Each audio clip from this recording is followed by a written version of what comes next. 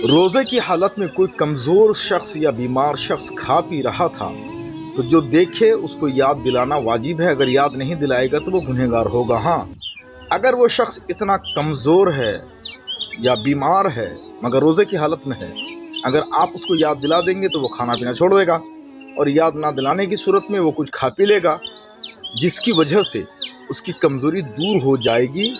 तो मशाइख़ किराम फरमाते हैं कि उसको याद ना दिलाना बेहतर है, ताकि वो कुछ खा पी ले उसी भूल की हालत में, और उस खा पीने की वजह से उनको थोड़ी जिस्मानी क़ुव्वत हासिल हो जाए और फिर वो अच्छे से रोज़ा भी रख सके और खुदा की बंदगी भी कर सके, नमाज वगैरह पढ़ सके। तो उसको याद ना दिलाना बेहतर है।